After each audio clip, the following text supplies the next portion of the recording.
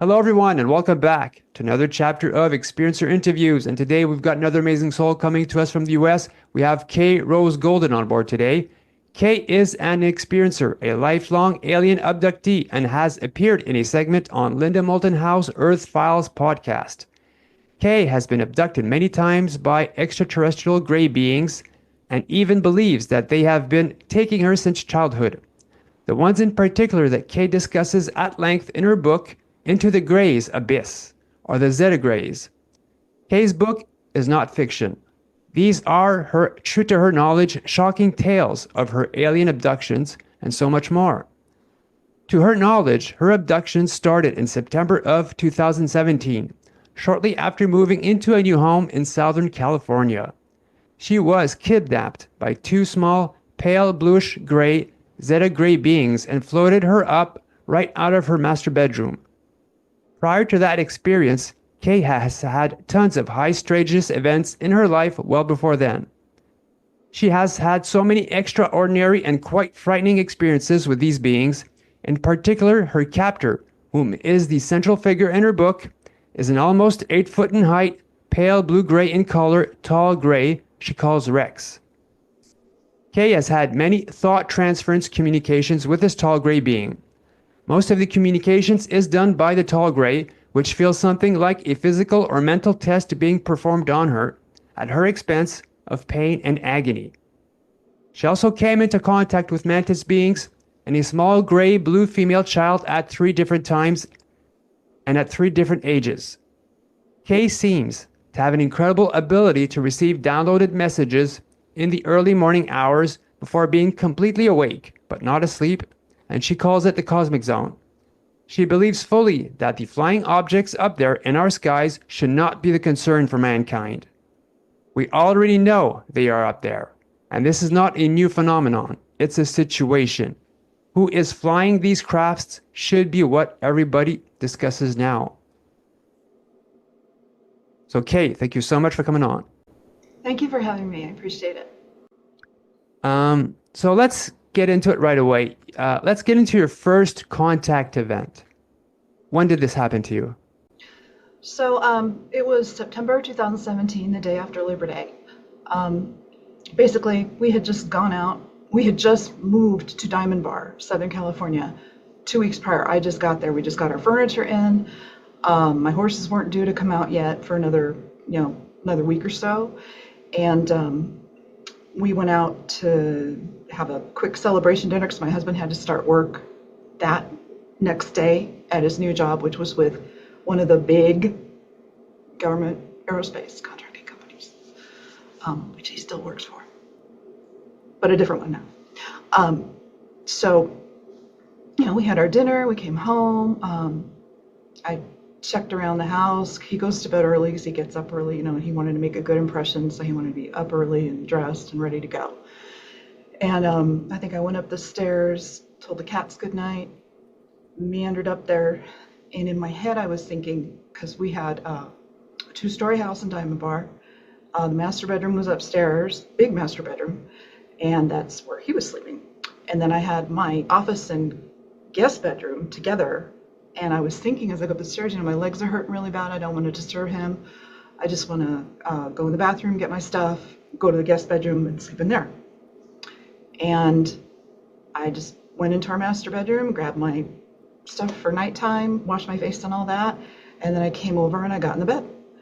And my habit of sleeping back then was just because it's hot in California, and I was still getting used to that. I don't do well in hot temperatures. It's why we live in Colorado.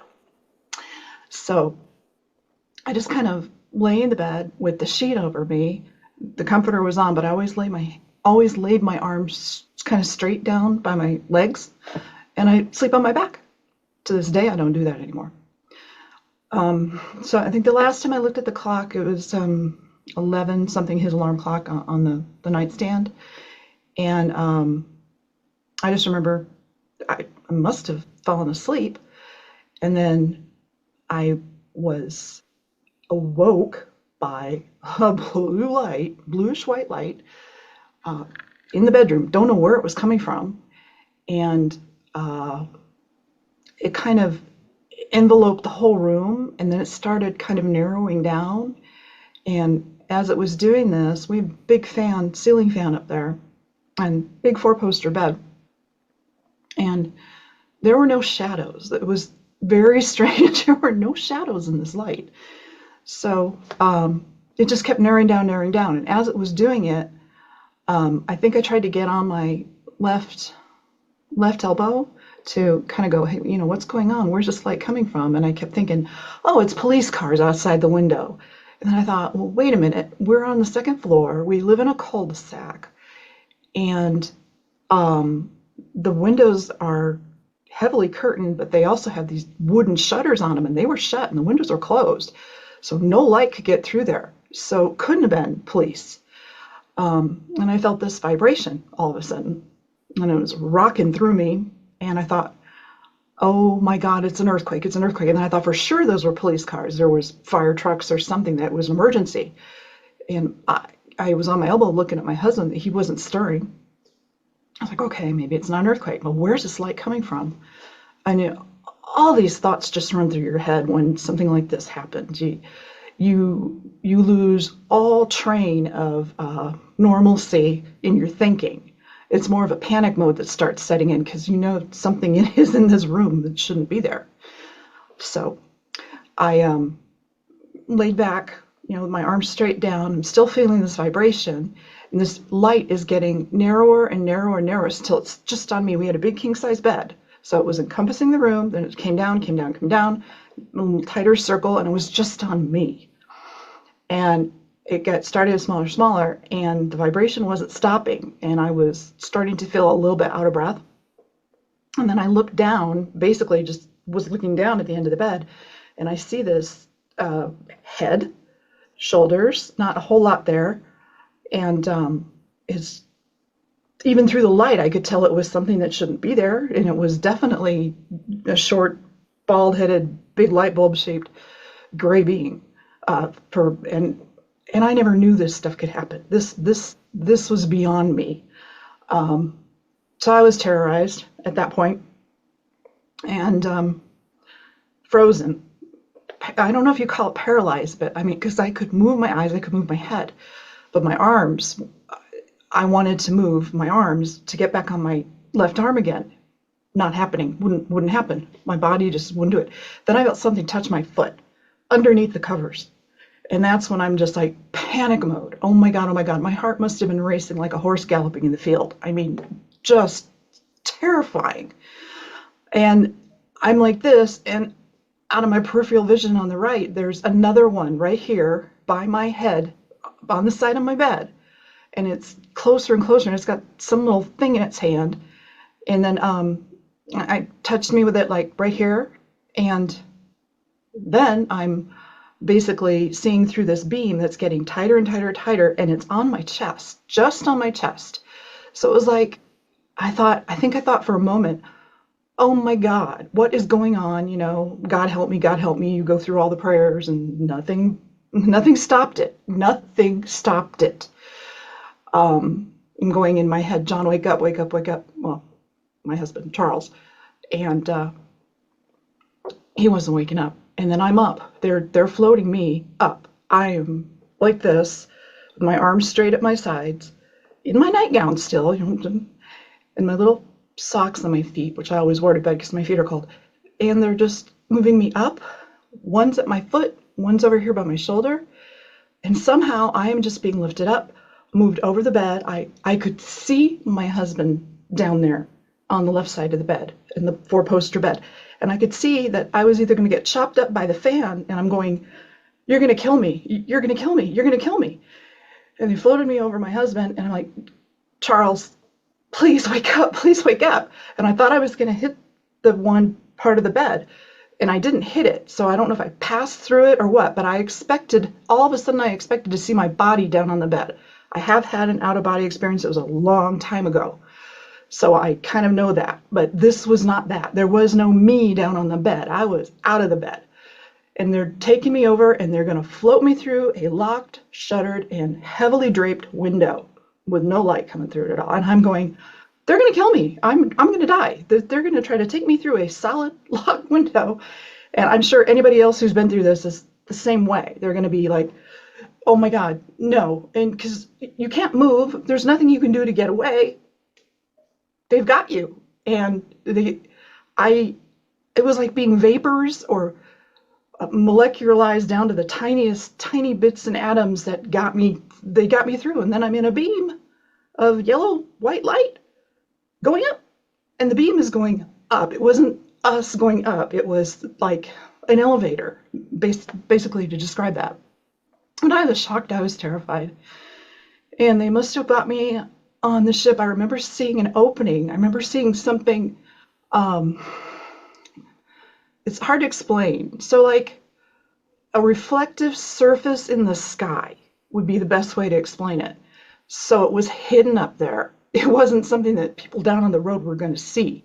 And there were no lights that I could see. So it was just this black emptiness, but it was shiny. So it reflected everything.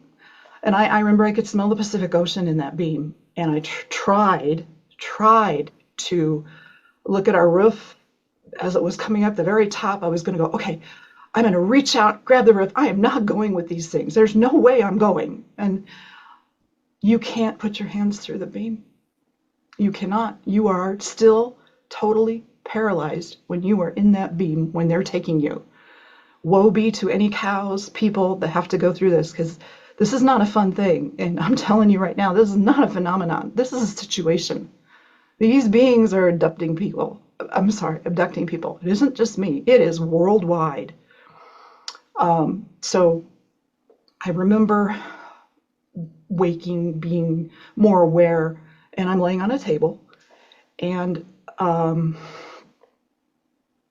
there is something that the little guys that brought me, the little blue grays, Zeta Greys, is what I've learned that they are not there. But I'm on a table, and there's all of a sudden this tall, probably 8 feet tall, being like a Zeta Grey, way taller, bigger head, less pointed chin. The Zeta Greys have pretty pointed chins, and they have those big black wraparound eyes, little slit for a mouth, little tiny holes on the head for the ears. But this guy was big. I say guy because that's the impression I got later on when we had these thought transference things going on. Basically, I got zapped somewhere over here, this side. I'm looking at myself in the camera, so sorry about that. So it was this side. And either they drugged me, knocked me out, I don't know what they did, put an implant in me, no idea. But I wasn't just taken to one table, I was taken to another table. And when I was more conscious and looking, I could feel the indentation in the table, I could feel the cold metal, and I could see I was in a pie-shaped room or wedge-shaped room, if you want to call it. And the back end is where my clothes were, nightgown, whatever, on this little shelf that stuck out. And I didn't see any bolts, any nuts, any screws, any beams. There was nothing. It was like this thing was seamless inside. So when you look at the sci-fi movies and they show you all these strange-looking insides of these crafts, that's not what they look like. It is smooth and seamless inside. And I remember on the second table, there was a light over me, and I was thinking, oh God, I'm in an operating room. And it was light from within the walls of this room, the ceiling, the walls, everything. But this table, the lights, I know something was hurting my eyes. That's happened a few times. But anyway, this being flashed by really fast in this, for what I am going to describe as a dark green cloak. Whew, came in, did whatever to me, jabbed me in the back, I think is what happened. And then gone. It was gone. And he was, probably 6 feet. And I say he because I have no idea what it was at the time. So I've got this tall gray being. Then I've got this, and then I hear this, K in my head. And I'm like, who just called my name? What's going on here? How do you know my name? That progresses later, and in the book, if you read it, you'll understand that. But yeah, that was horrible. And obviously I was put back into bed somehow. They didn't put me through the window like they took me out. And, after something like that happens, you think you're crazy. You think you're nuts. So this was the morning my husband had to go to a brand new job at an aerospace company. No lie. Top secret clearance, all of that. Polygraph, everything. Military for 20 years in the Air Force. So I was a nervous wreck. I jumped out of the bed. I'm looking over. He's sound asleep. I'm crying. I am screaming inside. And so I throw my bathrobe on. I run to my cats downstairs. I touch my cats. I'm like, okay, and they're meowing at me to feed them, and I'm totally ignoring them. I go over to the kitchen. I make a whole pot of coffee. I go to the windows in the den room, open the wings of the patio door, because we actually had wings, to get air in. That I can't do that. I got to go outside. Just outside and sit for a while.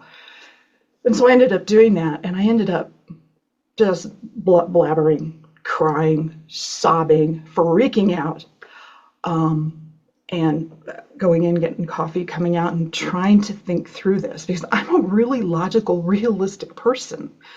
I don't have flights of fancy. I can watch Dracula movies and all kinds of movies, and nothing affects me. But this was incredibly otherworldly. No ghosts involved in this one, far as I know. I did remember sitting there on the patio and thinking, okay, let's go through this step by step. And in my book, I actually do that. I go step by step. Okay, this is what happened. Now I remembered before I saw the blue light, before the beings were there in the room, I think I was having a dream, and I was being reached for with hands, and somebody had a pot, and they were boiling something in the pot, and they were reaching for me to put me into the pot. I kid you not. So that's also in the book. So that's what I remember. Like, oh my God, that's right. There was a mist, there was a pot, there were beings, couldn't really see what they were, and they were reaching for me. And then, of course, I'm awake and going, and these things are there, the blue light, and I mean, that was terrifying. And I was shaking, and when I was sitting at the kitchen table at, 3:30 in the morning or whatever, my husband came down, and I'm going into my head going, okay, should I tell him? Should I tell him? He's going to think I'm a complete freak, and he's going to call for the guys in the white coats, come take me away. But I decided to tell him, which I shouldn't have, because he was not ready to hear such a thing, especially on a morning when he was rushing to go to a brand new job. I should have kept my mouth shut, because basically what I got was, you had an intense dream. I love you, goodbye. That was it. Fast forward a couple of weeks, I had horses. My horses came. I was so happy to see my horses. And I made friends, sort of, kind of. I'm not the kind of person, I can make friends pretty easy, but I'm very careful, and I've always been that way. My father taught me that there are people in this world you can trust, and there's people in this world that are just acquaintances. You might like them, you might go to dinner with them or something, but they're just acquaintances, so you don't tell them everything. And these people at the ranch, they were a couple, they were really nice, and then we started going to lunch quite a bit, and having coffee and having sandwiches and talking about our horses and kind of riding together with our horses. And I really appreciated that.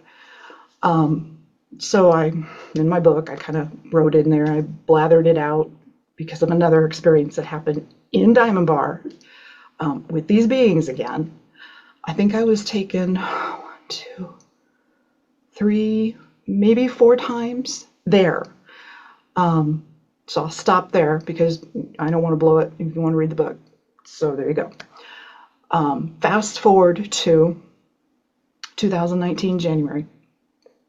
My husband's job at this aerospace company was only supposed to last about 18 months, so this was temporary.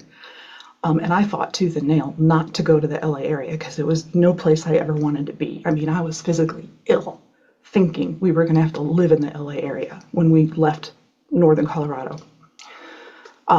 But so fast forward, it's January 2019. We find a house in Colorado. We actually purchased it pretty much online. He came out and signed for it, and I moved out because another company that he got hired by out here brought us, paid the move costs, which is wonderful, and we got back to Colorado. So everything was, okay. Everything was great. My horses here, just down the road from me. And then March timeframe came. I think we were still getting furniture for this house because it's a lot bigger than what we lived in Diamond Bar, and probably one of the biggest houses we've ever been in and that we've owned. But I'm digressing here. So March timeframe, I got a bed for my office. I can't show it to you because I can't move the camera. It's connected on a wire and it's where it is right now. But it's in this office. It's right back here. It's a little lounge bed. It fits perfectly over here. And because my legs are really bad. I have a really bad time with my legs. Yes, I have horses. I don't ride that much, but they're the love of my life. I've had them for, over 40 years. So I try to go out and do what I can when I can stand and do it. So the bed we bought thinking, okay, if I can't make it up the stairs to the master bedroom, because then there's 2 flights of stairs up, then I have a place to sleep here in the office. So I hadn't tried it out. We got the bed a little early, and I think right around March 19th, our son was visiting with his pregnant wife. They're from Utah. And we let them have the guest bedroom upstairs. My husband slept in the master bedroom. I stayed down here thinking, oh, this is the new bed. This will be great. I got myself tucked in. And again, I won't spoil it because of the book. But basically, that night, I was taken back through my back wall, which is a basement wall, then up. And there were 2 here, 2 here, and one knocked over something over here was hiding behind my chair in the office. So there were 4 or 5 of them, and I went up and out. And that was a heart-pounding, I lost my breath several times. Wherever they were taking me, I could see space just going by and incredible sights out there. And I don't know if they were trying to take me back through time or what the deal was, because a lot of people say that. But we were way out there, and then the ship stops, and then they take me out of this, and there were a couple little seats, and the three or four of them were here. Another one was around. This was not a big craft from what I could tell inside. So they took me over to another room and had me stand and look at this clear area, which was a screen built into the ship, however they do it. And I had to watch all these different images. And again, that's in the book, so I'm not going to spoil it. But there were lots of them, and they weren't happy images, most of them. But they stopped the ship. It's like everything's flying by, and I can't breathe, and I'm telling them I can't breathe. And they fixed that, and again, that's in the book, so I'm not going to tell you. And they stopped the ship. I have to be shown these things, and I hear it in my head. K, basically, you must look, or you must listen, you must observe. Those thought transference from that tall, gray being who I hadn't really, I do know who he was, and I named him, of course, Rex, because his real name is too hard to pronounce, too long to spell. So that's what I heard. I had to go do this. Then they brought me back. But man, I was at the point where I couldn't breathe, and I kept telling them, I can't breathe. You've got to take me home. This isn't right. So they took me somewhere where physically I couldn't breathe. I was having terrible time. So whatever they put over me to help me breathe, finally they did. They listened and were able to do that for me. And I was able to breathe and watch more stuff, and then they were able to get me back. But I didn't wake up until around 11 a.m. when my son, our visiting son, pounded on my office door to wake me up to make sure I was alive. So I had never slept in that late as an adult woman in her 50s. And I didn't go to breakfast with them. I was so shook up. There was no way. I had felt like I'd been hit by a Mack truck. I kid you not. So that was March 2019. There's been lots of different instances. I've been outside at night. I've had crafts right out here off my back deck, and I hear this high-pitched tone in my right ear. It's hard to describe. It's like an F sharp, but it's real short. But I know it when I hear it. And I'm like, okay, I get my iPhone 15. I go out. I look up, usually to the northeast, and I take a photo or I take a video. And I've got a few of them, and they're there. One, usually, sometimes 2, And then and no CE5 contact, anything like that. I don't do anything to get contact. I don't want contact. This is not a kumbaya situation for me. They're not here to hold hands and sing with us. Basically, like I said, it's a situation. I've got bells going off in my head seeing these drones all around the place now. It's 2024, December, and we're seeing drones in Arizona. We're seeing drones in New Jersey. I saw something just last night that was not there because I heard the tone. I went to my bedroom window. I opened the blinds. I looked because I try to be real careful and see secret about it. And there's this plane way out here in the Denver airport area. We live way south of that. But the plane's way out here, and then all of a sudden there's nothing, and then all of a sudden there's something there, and it's bright. And I'm thinking, well, it's not a star because stars just don't go boing. And it also was gone when I went out the door after I took my little video and my picture, which Mr. Gray has.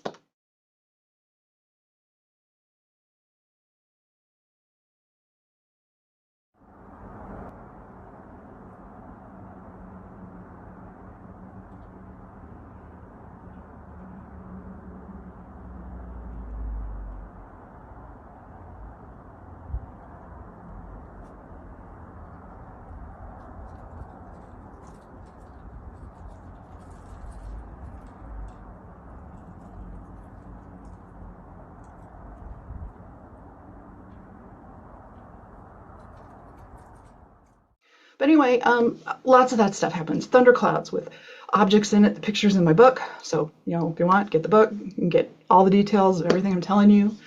But contact for me, things have been weird all my life. I mean, I'm working on a second book, and that'll have a little more in it. But I was told by my brothers, and I come from a large family from Northern Illinois.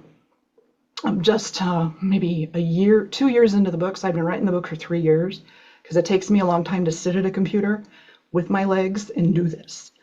But I was highly motivated to do this because people need to know. People need to know this isn't a kumbaya situation. This isn't, oh, you're the golden light of God coming for you. That's not what this is. I don't know how to stress that enough. But anyway, Northern Illinois, big family. And maybe 2 years into the book, I talked to my brothers and said, look, I need to know. Did anybody experience anything unusual way back when in the house in Northern Illinois? In all the houses, we had a few of them apparently, and then I was born and they drugged me to a couple more. But the farm one, there were some strange things. And as my brother told me, well, yeah, there was a trip that we all took, not we, but just some of the family, my mom, my dad. And my dad was a flyer. He had an airplane. My grandfather was a flyer. He had an airplane. But my dad borrowed a bigger airplane from somebody he knew that he, my mom, my aunt, my uncle, and one brother and me were in the plane. We went to Branson, Missouri, and I was just 6 months old on my mom's lap. But I remember the stage show in Branson, Missouri, and the stage catching on fire. And we must have gotten into, we must have had fish or something. I hate flying. I'm not a flyer. I do not like planes. I do not like flying, period. My feet stay 4 feet off the ground on a horse. That's as high as I like to go. So we came down okay. On the way back, there was a thunderstorm. The fuel was running out of the plane from what my brother said. My dad was trying to find a way to ditch the plane in a farmer's field. And there was orange flashing lights and a bad, ugly thunderstorm. Who knows if there was a tornado or not? I don't know. But we had to go down. And then I think, as my brother explained it, as we're going down, the plane hit something.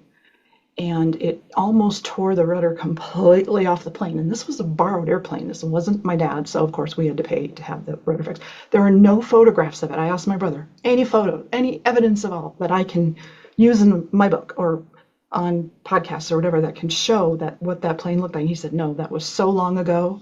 And then I asked him, okay, did you, when we got out of the plane, people were dazed. So was there any evidence of missing time? I mean, I'm a 6-month-old baby. I have no idea how my mother felt or how my brother felt. He said he couldn't remember. And of course, my dad's passed away. My mom's passed away. So I have no living proof other than the story that I put in my book that this is what happened. So yes, I believe contact started a long time ago, but it wasn't there. Then we might have hit something, maybe not. I mean, maybe it was a UFO, maybe it was a telephone wire. Of course, I think a telephone wire probably would have damaged us a lot more than what the plane rudder happened to the plane rudder.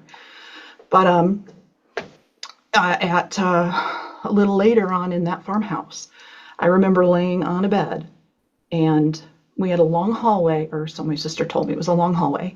This was a blue room, so it must have been one of my brother's rooms, because apparently I had a pink room somewhere else in upstairs of this house.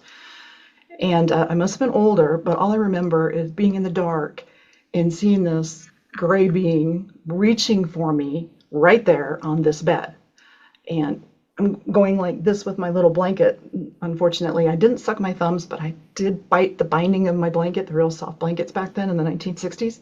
So I'm going like this, and it's reaching for me. And that's all that I remember as a child, other than playing at a lighthouse that was built for my mother, also in my book, that I wasn't supposed to go near, wasn't supposed to touch, but I had an invisible friend there. And I could look through the lighthouse window, and I don't know what I saw, but I would always take my tea set down and play there, and I got in trouble for playing there. And my brothers told me, yeah, you played there a lot. They don't know why I played there so much. I said I had an invisible friend. And that story gets even weirder, but that'll be in the next book that I'm working on. So that's pretty much when that, and then all these weird things have happened. In Florida, 15 years old, we moved there for a very short time. It wasn't intentional. My parents were going to retire there. As I said, I've moved a lot. My dad used to work for White Sands Missile Range. We were in El Paso, Texas, so we did this twice. We went to Illinois again. We went to Wisconsin. Went to Wisconsin twice. I've been all over the map, except for New York. That part I've probably never been to. But it's just, when my dad worked at White Sands, he was an electrical engineer. He was, as my brother said, he was the head honcho of the whole electrical engineer thing, which I wasn't understanding if that just meant outside or inside the company. But he had a security badge. I do remember him having a badge and a pen in his pocket. And I do remember my brother saying that this was 1973, 72, somewhere around there, that the people that my dad carpooled with, because this was during the days where it was really high gas prices,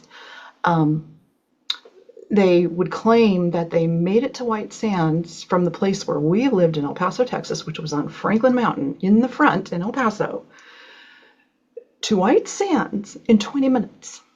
And I keep thinking about that in my head going, okay, well, maybe if you were driving a Ferrari, we had a Subaru. So I don't know. I just don't know. I keep thinking about Phil Schneider saying that there were supposed to be these maglev trains underneath the bases that connect them all. And I always wondered about White Sands because of what my brother said. Well, Dad claimed that they made it in 20 minutes. I'm thinking, well, if you had a maglev train, yeah. But if you try to drive from the front of Franklin Mountain all the way over to Trans Mountain Road, which I remember because he used to take me horseback riding in New Mexico right behind it. And that was at least 20 minutes. So to get to White Sands, which is way up here, that just didn't make sense to me. But anyway, so my dad worked at White Sands twice. My husband, Air Force, 20 years, and then aerospace, government contracting for the rest of his career. And then our son, of course, Air Force, and then National Guard. He has the intention and the ability to go a bit higher. And so I don't want to, ruin anything. But they both have top secret security clearances. Okay. Wow. What else do you want to know? You have two family members with top secret clearances. Yeah. Okay. Fascinating. And polygraphs. Yeah.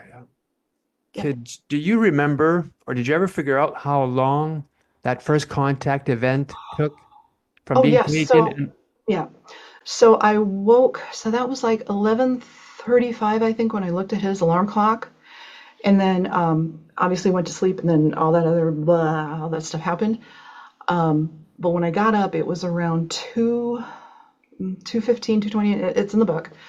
And so it must have been roughly 2.5 hours, I would say, that I was gone and experimented on and poked and jabbed. And I hurt the next day. I hurt.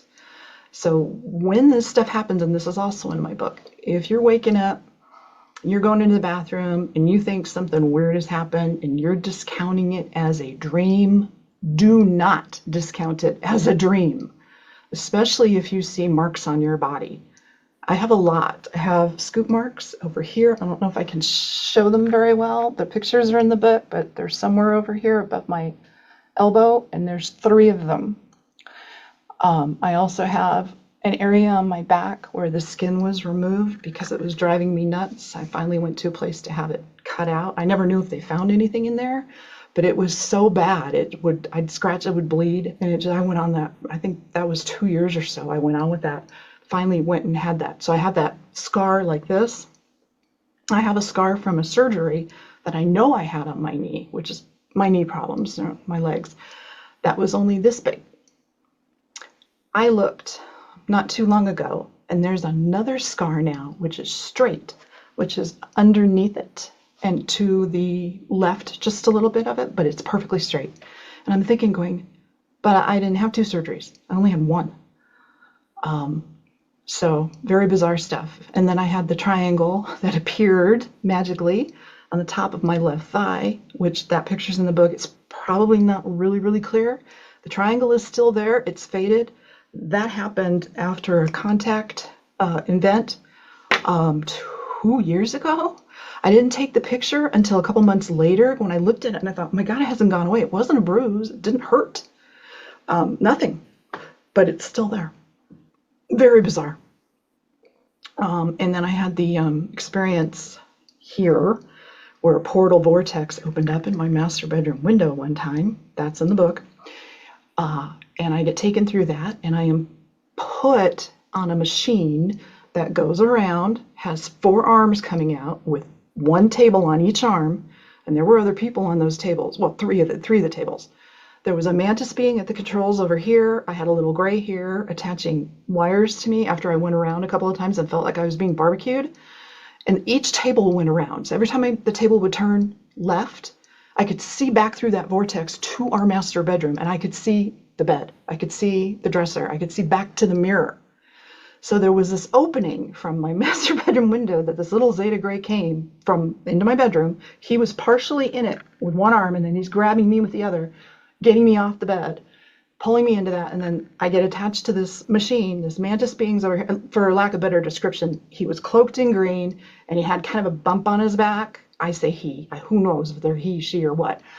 But whether it was hiding wings of some sort, I don't know. But all I could see was the hump, the green cloak, and then sort of, I'm not going to say hairy, but jointed, more like little hands. And this was from my perspective, laying straight, looking down through my toes across where he was doing whatever it was doing on this screen on a wall. And this was a big room.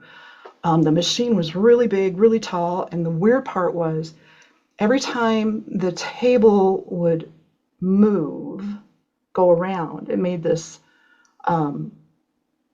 grrr sound, high-pitched grrr, and then there was a clank, clank, clank. And I think the clank, clank, clank was the tables turning. So for very sophisticated beings that had this incredible tech, this machine I was on seemed kind of low tech. And the fact that they hooked up wires to the back of my head, which I had marks back here from, that also seemed kind of low tech to me. But whatever they had to do to me, they had to do to me. So I'm their guinea pig, their lab rabbit. And I have been told by this tall gray, in no uncertain terms, that I am theirs. And I actually told a psychologist that. A psychiatrist that. Because my doctor said, I would go see a psychiatrist. So I went to see him in Denver. And I told this guy, and he was nice enough to close all the blinds in the office and sit intently and listen. And again, that's in the book, so I'm not going to bore you. But yeah, that's, the tall gray says, I'm theirs. And I don't know what that means. I don't know if he's communicated to me that I'm supposed to broadcast some kind of message through my husband's ham radio antenna, which is attached to this roof. And if we move, I don't know if we're going to attach it to another roof or what we're going to do. But I'm supposed to broadcast some kind of message at some point. I was flown over this house, and he pointed at it and told me through thought transference that's what I'm supposed to do. And then I've had other bizarre contacts since the ending of the book. So that will go in the second book. I'm sorry that And you had to go through all of this, really. A lot of my guests have had like really positive contact where they actually learned something, and there was like genuine care shown from these beings. But you've been like maybe like moved around a bit. I'm on the opposite side of that spectrum. I think there are different factions of Greys. In fact, I'm sure of it. I'm positive of it. And the ones that are taking me are the ones that are, I'm not going to say malevolent totally, but I am definitely being used by them. And I'll go further. The hybridization program that everybody speaks of, I never knew about this stuff before that night in Diamond Bar. I never knew about this stuff. But I have had contact with a little gray-blue being, hybrid human being, big blue, bright as sapphire eyes, but they're further apart on her head. They're not wraparound eyes. They're roundish, oval, roundish, big blue. She's got that tint of blue to her skin, more so than the tall gray or the Zeta Greys. The Zeta Greys have a little bit more blue to them. The tall gray, he's pretty pale. But the little girl, and I've seen her at age 3 and probably age 8, and then I've had a baby contact as well. So I don't know if this is the same being, and they're taking me back and showing me, hey, we put her in your arms at this time, and you just don't remember. We want you to remember. So that'll be in the second book. But yeah, there's been some really weird stuff with that, and I have no idea, but I do know that I've been used because the tall gray told me many times. So I'm going to leave that. You guys read the book if you want to, and you'll get a lot more detail out of it. Yeah. So you've never had any phantom pregnancies before that? So at one of the bases, after our kids were, I don't know, our youngest was probably 8 or 9 at the time, elementary school. There was a good 2-month period where, yeah, I thought I was pregnant. And when you're a woman and you've been pregnant and you know what you know when you know it, the signs are there. It's unmistakable. And then gone. Went to OBGYN. I even went so far as to buy baby clothes, just a couple. I thought they were really cute. I mean, it shocked the heck out of all of us. I told my kids, hey, I'm pregnant. And then when I went to OBG on the base, the lady that examined me said, there's no sign of you being pregnant. I don't understand why you thought you were pregnant. I'm like, well, for 2 months I had nothing. And I had this happening and I had other things happening to me. And like I said, when you're a woman and you're pregnant and you've had 4 pregnancies or, well, 4. A long time ago I had an abortion, but that was a long time ago. So these things, and when you're pregnant. Nobody can tell you otherwise. So yes. Yeah. Part of that program. Yeah. Could you talk about the event that you had with your father, I think in 2005? So in 2005, my daughter, we were waiting for our home to be built in another part of Colorado. This would have been our first real home, because when you're in the Air Force, you kind of, have base housing. So for 20 years, basically we had base housing to live on. We didn't have to worry about that stuff. So we bought our first home. We were having it built. And so while the framing was going to be done, I took my older daughter and we went to see my folks in southern Missouri at their property. At the time, I think they had 40 acres left on the property. We went down there thinking, hey, we're just going to go visit for a couple of days, have some fun in Branson, and that's about all you can do, unless you've got a boat or horses, and we didn't. And then come home, and then the framing would be done on the house, which was going to be really cool. Well, we got down there, and I think we had we got there late. I went to we got there really late. I drove in the wrong driveway. And in Missouri, that's really easy to do when routes are called KK and CC and DD and BB and all that stuff. It's really easy to do. It was about midnight by the time we finally got into my mom and dad's house. And we were exhausted. So we picked the guest room bed. She picked the one on the inside. I picked the one by the window because that's always where I wanted to sleep. And we were exhausted. So, because we came all the way from Colorado in one day. She drove and I drove. But the next morning we went to Branson. We had a nice lunch. We walked around the shops, blah, blah, blah. Came home. We had a normal, country chicken dinner with potatoes and ice cream for dessert. And I think I put that in the book too. And then I think I had my daughter riding the tractor during the day to mow the lawn. She thought that would be fun, and I just watched movies. But that night we were going to go to bed, and she went to bed early. She was not feeling well from actually eating food.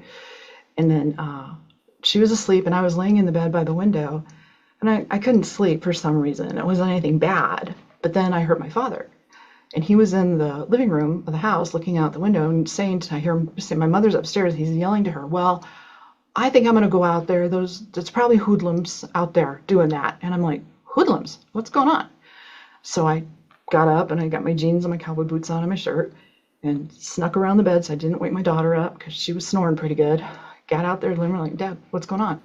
And he goes, look through the window. What do you see? And I said, I see some, yellow and orange. I go, you think somebody's making a fire down there on our property? And he's like, well, it could be. And so he grabbed his gun. He had a shotgun over the fireplace and put one shell in it.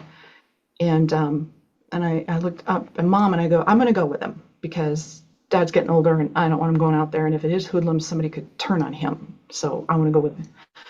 So we got out the door. We walked down there. It's about a good half a mile to get to the end of that property.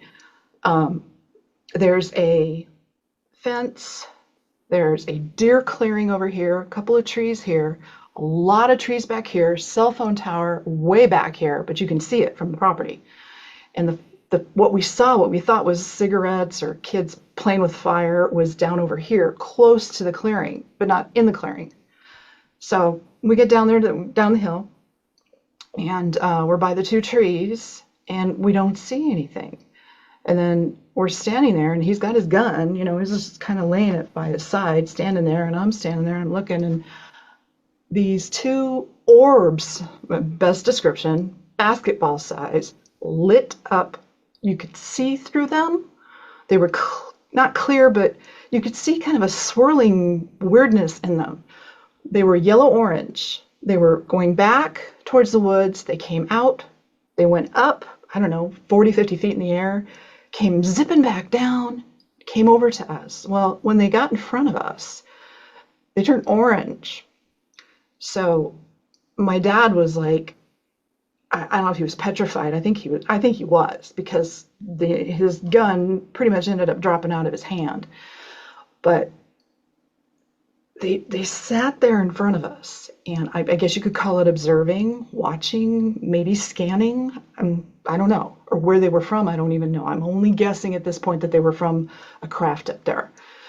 But they were yellow-orange. They zipped around. They came back. My dad's by an oak tree. I'm by an oak tree. And we're not that far apart. And then the one in front of him kind of went up, went back, and didn't go around him. Just kind of stayed 5 feet in front of him. But it was definitely observing him. And he was creeped out. And the one that went down, came up, went back, came up in front of me, turned red. It went from yellow to orange to red. Bright crimson red. And it didn't just do that. It went around my body a couple of times, and I just was like, oh my God, I couldn't move. I don't know if it made me that way, if it made me immobile, paralyzed, or if I just was so frightened I could not move. But it went around me a couple of times and stopped in front of me, and it went up a little bit and it came back down. And this whole thing probably took, I don't know, probably not more than 6 minutes for this whole event to happen. And I remember my dad saying, when it came to me and it started moving around my body, don't move. Just don't move. Stay where you are. So he could at least talk, because the one in front of him wasn't doing what the one in front of me was doing to me. And I got the feeling, not that it wanted to kill me, but that this was a malevolent thing. Whatever this was, ghost, spirit, or something from a craft, I don't know. That's my guess, that it was something from a craft. But I didn't like it. I didn't like the feeling I got. It scared me to the core. When they departed, they shot up maybe 25, 30 feet and just zipped right out to the back of the woods, and they were gone. Just up, gone. So I figure a craft. I figure they were some sort of weird orb drones, whatever you want to call them, checking us out. And in my case, maybe they found what they were looking for. But after that, we are jamming, walking back to the house. First thing my dad does, we're in the kitchen. He goes straight to the cupboard, grabs a short rock glass, puts ice in it, grabs his bottle of Southern Comfort from the other side of the cabinet in the kitchen, pours it in there, and I'm not talking a little bit, it was a lot. And I'm sitting in the kitchen chair, and I had like this look of shock on me because he's looking at me, and he's shaking, and he just takes the drink and downs it completely. And I've never seen my father do that before. And I'm shaking. He goes, "Do you want a drink?" No, I want to go home.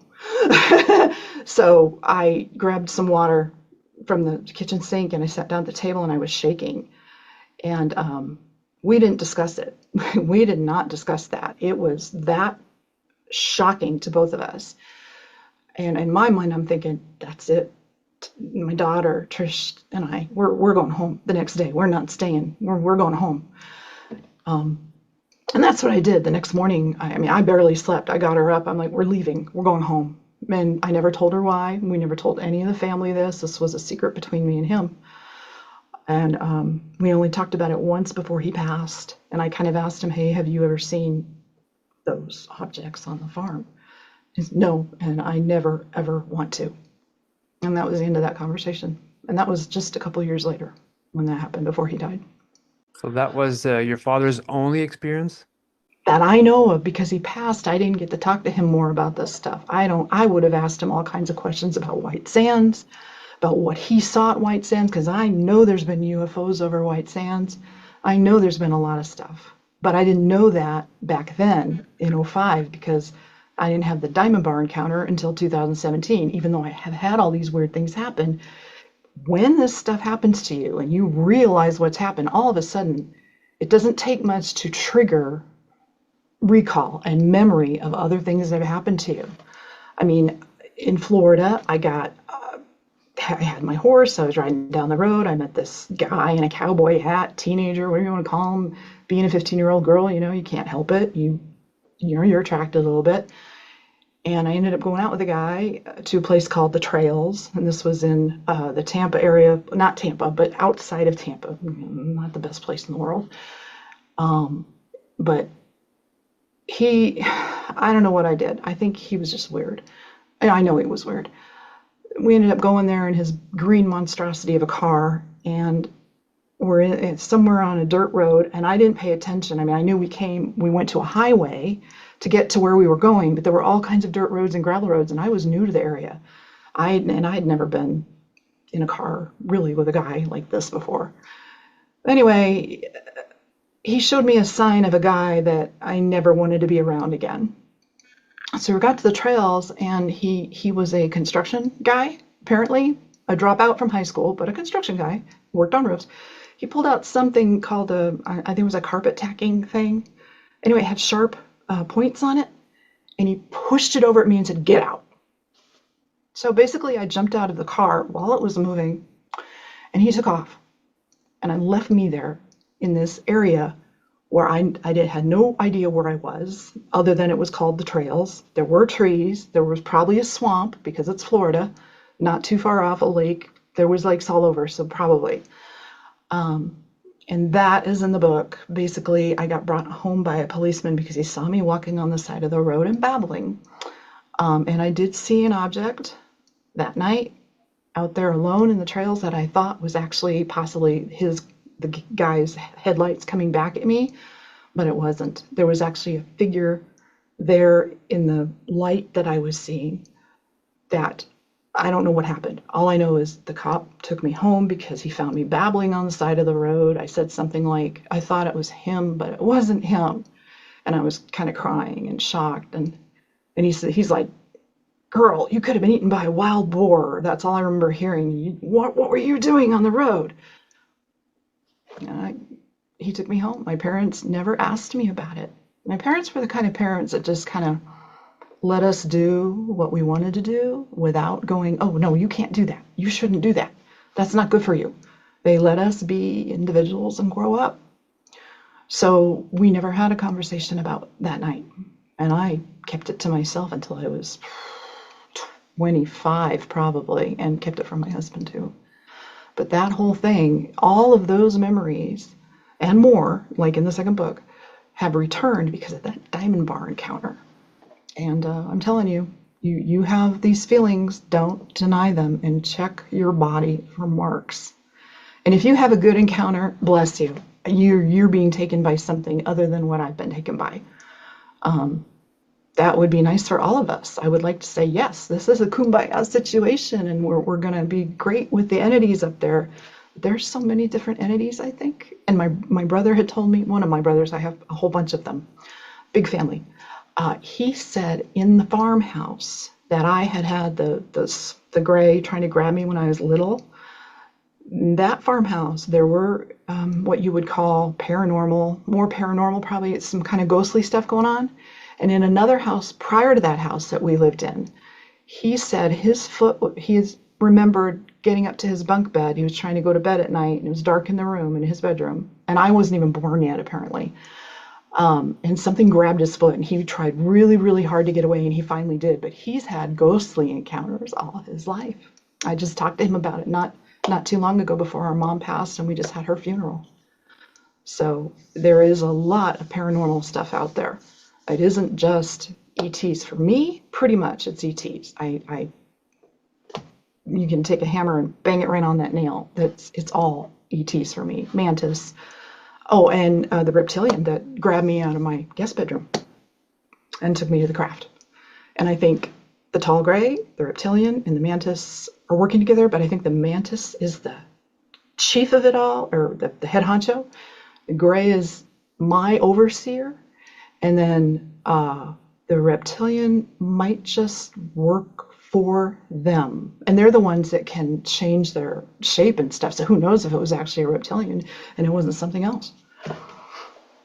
Okay, well, so let's talk of the reptilian. What happened? Yeah. So that was just, what was that, November 2020? I'm trying to remember the date. It's in the book, but I went to bed in the guest bedroom, and it's not a real big bedroom. And when I went into this room, and I think I describe it in the book how big it is and what I actually saw, I usually take a glass of water, and set it on the nightstand and go to bed.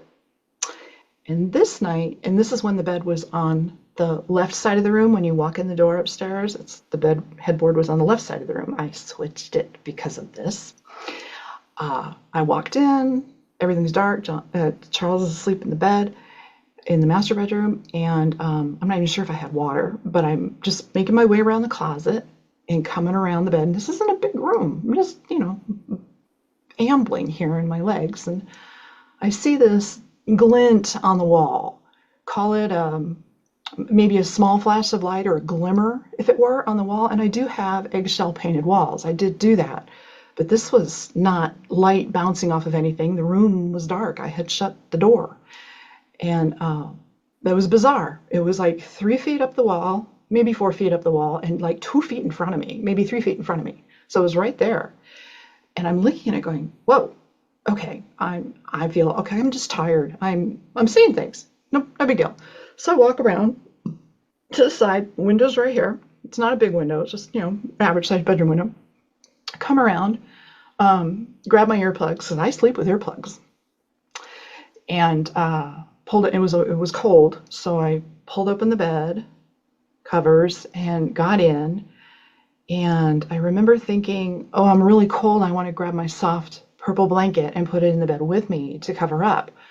So I grabbed it off the other side of the bed. I'm reaching over, grab it, and I got it, and I'm in there, I'm getting comfortable. I turn over to the right, I turn over to the left. I'm like, oh, okay. And I just go, oh. Then I feel this weird, remember the vibration I told you about in Diamond Bar? That is a common occurrence for me. I don't know about others, but that is a common occurrence for me. So all of a sudden I feel like it's happening in my head and it's flowing down through my body, and it's a strong vibration at first. And I'm just like, oh my God, what is going on? No. I'm thinking, no. I don't want to be taken again. No. And then this being, reptilian, just comes out of that window, grabs me, and yanks me up through the window, and out we go. And I don't remember going into a beam. I'm not sure if there was a portal or what this was. But then we're on the craft again. But I had marks right here. Actually, I don't have them anymore, but there were marks right here from the nails of that thing. And I saw it later on the craft, just kind of meandering down one of the corridors. And these are big corridors when you're taken to the big craft. And I think that's what I was taken to that night. I think that might have been the night that I had to see the, was that the night I had to see the box on the wall? Yeah, that's all in the book too. And talk about COVID. Whoa. Anyway, so the reptilian being, he didn't have horns or anything like that. He had scaly looking, bumpy looking, brownish green face, neck, like a lizard, kind of a neck like a lizard. And he was draped. He had a hoodie, a hood around his head, so all I could see were the yellowish eyes with like cat-like slits in them, and then the claws. And that's all I felt. And we were gone, and then I was up on a craft. I was on a table again.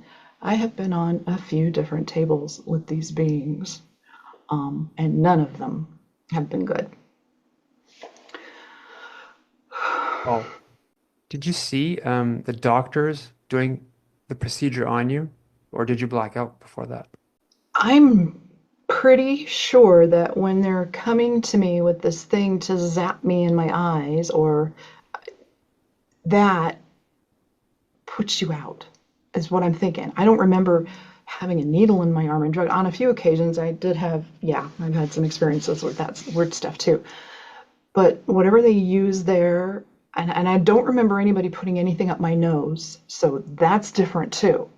So if it's some sort of like a taser that this 6-inch metal thing they have with a little bulbous end on it, and the tall gray actually used that on me threatening one time when we were having one of these thought transference conversations. But when they put it there, I think that just like they did to me in the bed, and then they floated me up and out. They're knocking you out, and because that's all I remember is being on the table, and then you're groggy, and then you're looking around going, okay, it's a pie-shaped room, and I've learned to be very observant. Okay, this is the table. It's about 6 feet long. And in one occasion, I was on a table that was shorter, and I was able to sit there and touch my bare feet to the metal weaved floor. When I say weaved, and it's in, so far I've seen it in only, I'll say Rex's craft, and then the mothership, if you want to call it that, the bigger one. But it's a weaved pattern with like little tiny bubbles in it. Cold, dark gray metal. There's no real light coming off it. The walls are lit, the ceilings are lit, everything glows from within. The doors open from bottom to up, so into the top, and there is no doorway. It's just all of a sudden a Zeta Grey can go like this and turn their palm to it, and the door opens up. I always get booted out of the same door from the craft, wherever we are, and sent back to my bed. I've had one occasion where me and the little Zeta Grey got in the same doorway, and I ended up thump back in my bed, and it was not with me. It went somewhere else. So these portals are amazing and strange and creepy at the same time, because two beings can go in, one person can go one way, and a being can go the other way. And they can just grab you whenever they want to. And I don't know if that's an implant or what, but when they take me now, I have that vibration that comes first, and it's a feeling then of complete breaking down of me into some sort of strange, not goo, but molecular components, tiny components, and then I'm gone. And then and when I'm conscious of it, when I start feeling that vibration in my head, I'm no, I don't want you to take me, no. I had one time where I could bunch up my fist under the covers, and they left me alone. And that was a morning my husband was getting ready for work here in Colorado, 2 years ago probably, and he came out and he found me sitting like this, staring at the wall with tears in my eyes coming down, and he's like, what's wrong with you? What's wrong with you? He had to shake me to get me awake, to get me, aware. And I said, I beat them. And then when I went back to bed, when he went back to the bathroom, and where he left for work, it happened again. So they waited a couple of minutes, and they did it again, and they got me. So there's no getting away from this. Once they start taking you, they're taking you. At least the ones that are taking me. So You said the beware. Greys were from Zeta Reticuli. Now, how did you figure that out? So if you're familiar with the Blue Planet Project papers, any of that, you get taken once, you think you're crazy, and it keeps happening. You start doing a lot of digging and a lot of researching on your own. So going through that, I realized that what I was seeing were these little Zeta Greys. Now, what I'm seeing, what I've had get me that I know of, are the little robotic-looking things. They kind of move kind of jerky. But I have experienced since then the ones that don't move jerky, the ones that are the real deal. And I call them the Zeta Greys because of the Blue Planet Project. If you ever get into those papers, you can look in there and go, okay, there's different ones here. I think there's more than even what we think there is. You know, somebody said there's 166 species, somebody said 68 species. I think there's probably a bunch of species of greys. Some people say they're pink, they're tan, a little blue, some are more blue, some are blue-gray, some are really gray, some are ashy gray. Maybe even some of them could have a turquoise color, green. I haven't seen that myself. But you've got all these different species. And then I also know that the tall gray inferred to me that and I'm going to say their progenitor race, for the only way I can describe it, he's very, very old in our terms. Time doesn't mean anything to them, blah, blah, blah. But he inferred to me that whatever planet that they come from is gone, basically.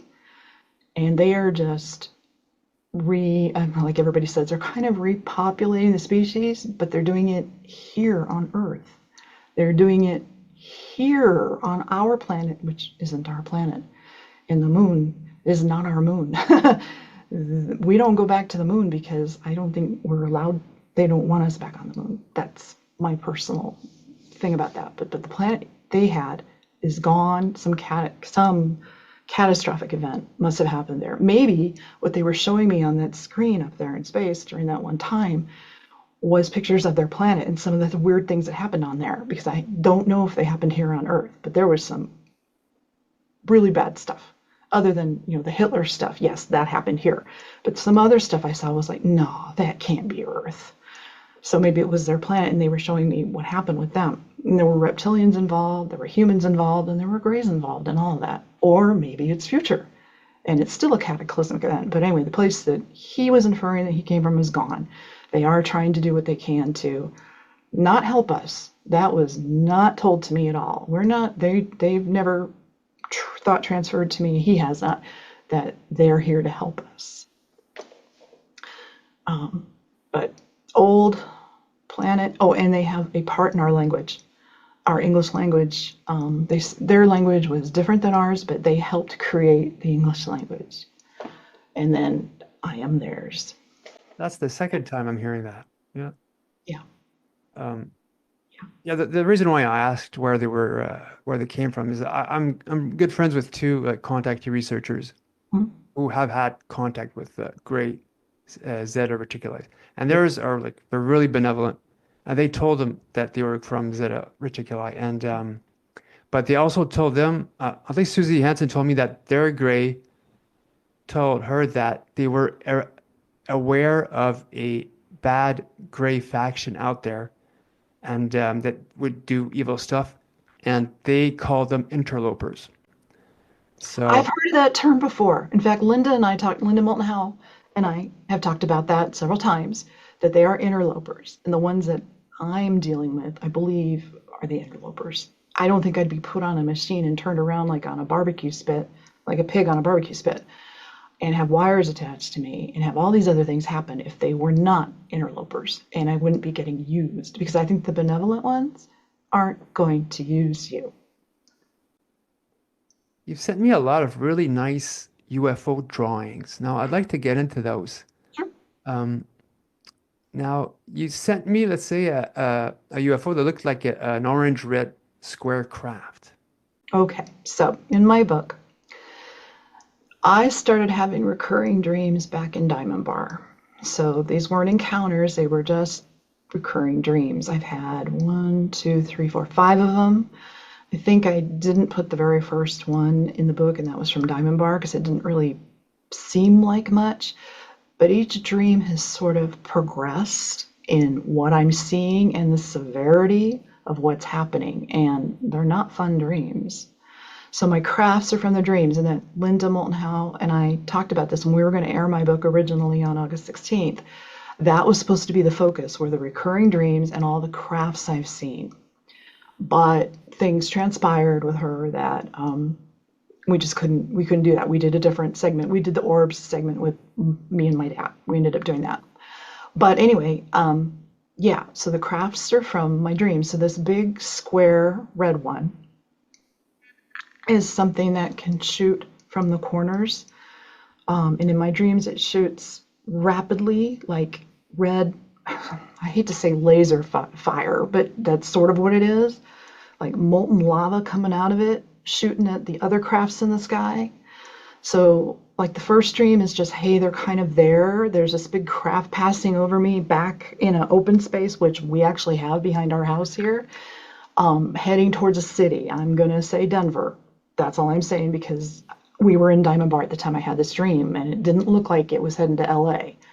So it was going that way. It was a big open space. I had a little wood fence. There were deer in the dream, and then this big craft and a saucer with the tall gray coming out and saying, it's time.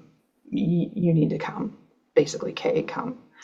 This big craft passing over towards the city. And it wasn't shooting anything at the time. The dream progressed. So the second dream comes around, and then the third and the fourth. And I think it was the fourth or fifth dream where it actually is shooting. And the worst one is where, fourth or fifth dream, Kansas City, I'm in an overpass situation. There's all kinds of traffic. People are jumping out of their cars, rolling into ditches, and there's crash, crash, crash, glass breaking and everything, brakes slamming on, and everybody's standing over to on the grassy area embankments of the road, and I'm under an overpass, so I don't see it until I back up and look, but there are crafts coming out of this opening in the sky that just wasn't there before, and it was like a big, huge chunk of sky was missing. So you got saucers coming, you've got ellipticals coming, you've got spheres coming, you've got diamonds coming, and then so all of these crafts were in my dream, and then they're all there over this rural part. It was still Kansas City, but it was like the beginning of Kansas City, like Overland Park, Kansas, basically, right around there. And this big square thing, huge square red craft that has this wavy pattern to it at the bottom, like when you see on a hot day on the road, you see that heat coming off. It makes that strange wavy pattern. That's what the bottom of this craft looked like.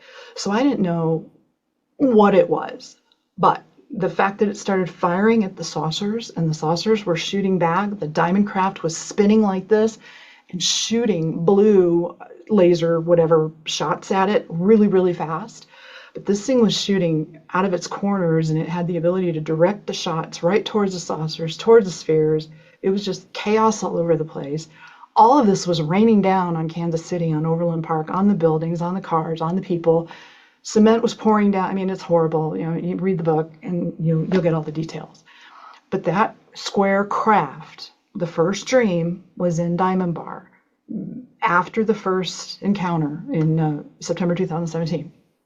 And then the other dreams didn't happen until I got into this house after the next couple of encounters, and they've been happening yearly. The last one I had was last year. So that square craft, I found out later, and I didn't know this. We were stationed at the Vandenberg Air Force Base in 2000. When was that?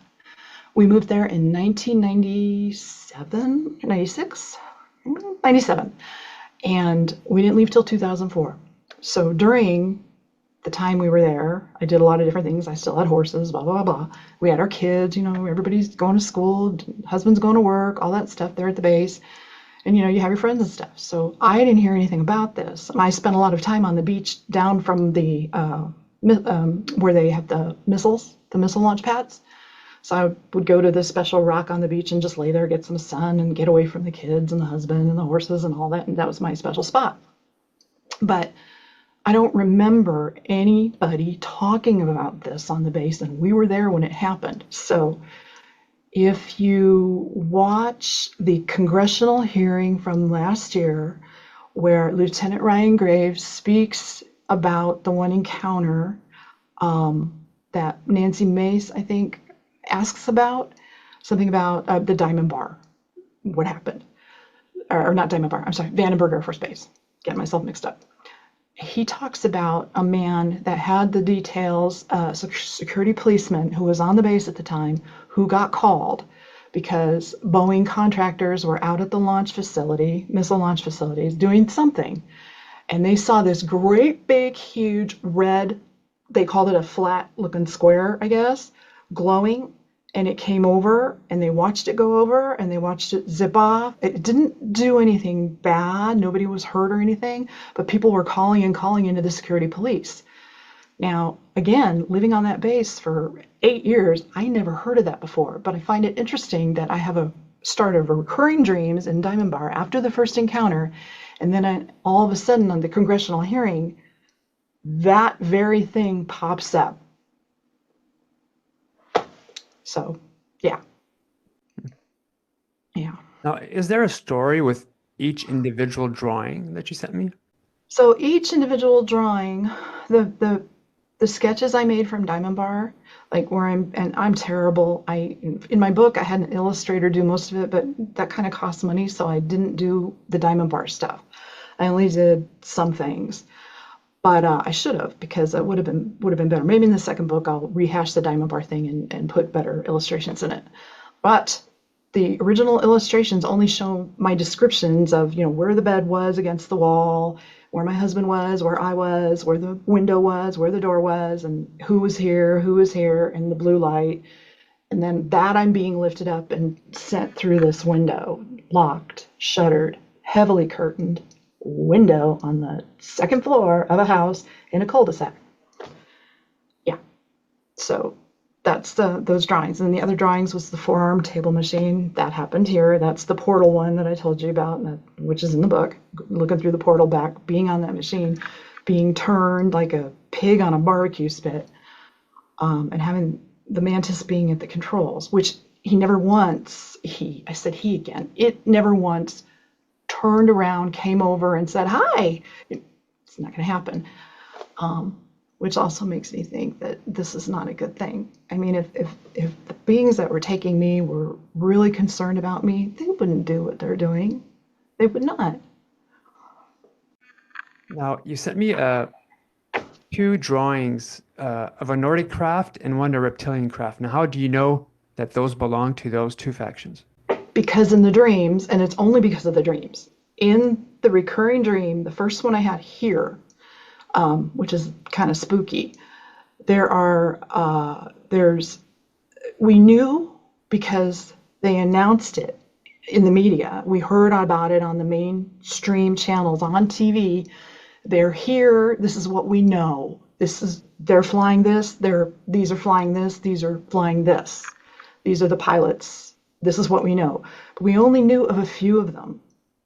So that square one, we don't know who's flying that, but that didn't happen. I didn't see that square one in the first dream here in Colorado. That was the Diamond Bar. I'm sorry. Diamond Bar, and then later on here when I had the Kansas City dream and so on and so forth. So we knew in the dream from the TV, from what they said. So we knew these Nordic crafts with the little bubble-like things on the bottom. I don't know what they are, but those are the ones that a lot of people have seen. That these were the Nordic, the benevolent, long-haired, Viking-looking beings that are flying these. So that's a good thing. We knew that. And we knew about Greys. We knew that they had the regular saucers that have lights around them and that glow.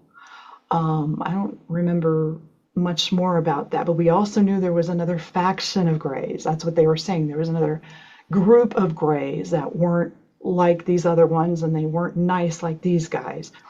And then there were Reptilians. We knew about the Reptilians, and then that ship is the Triangle. That's the Triangle. And then we had Reptoids, which I think they were just learning about. That's the sphere, the balls, big ones, not little ones, big ones. Those are the reptoid species. So they're different. You've got reptilians that have, like, I believe, a tail, and some of them might actually be described having horns. I mean, I guess you could go so far as saying it's a demon. I don't know, but I don't think demons are going to be coming down in crafts. That's just my personal take. But the reptoids don't have a tail, from what I have gathered. They just have that scaly kind of look. The eyes are similar, but they have a darker, I think it's a darker skin tone. The reptoid that I drew was really, really brown compared to the reptilian that had more green to it. And the reptoid was a little bit smaller. The reptilians are really tall. And again, that's what I gathered. So anyway, everybody knows, the news knows, there's these different types, the crafts are being flown, and that's how I interpreted the dream and the next several ones. And when that square craft came up, when Linda Moulton, Howe, and I talked about it on the phone, we were talking about this tranaloid species that she says is out there. And these are the ones that are horrible and will consume planet by planet by planet. Sounds like something out of a sci-fi movie. I know it does. But that's what we were talking about. And I said, well, this square craft, I do not know who's flying this square. She goes, could it be them? I said, I can't see into it in the dream. It's just there, and it's attacking everything, absolutely everything. And the fact that there's been 5 recurring dreams is frightening. I've never had recurring dreams before. So, How about the Tic Tac UFO and the diamond-shaped UFO? so the diamond-shaped UFO, I think, is the tall whites. That's their what do you call it? Their mechanical device to be able to defend themselves, move it around real fast and shoot out real fast. And it shoots out from the middle of the craft, and it can spin super, super fast. In the dream, it was just shooting everywhere, which it was on the side of the saucers. So the grays that were in the saucers, the triangles, and the diamonds are, and the reptoids and the spheres. Let me think about that. And the Nordics. Everybody was against that big square craft, with whatever you want to call it, species that I can't identify. I'm just going to say tranaloid because I just don't know what else it would be. And according to what Linda and I have talked about, that's what I lean to.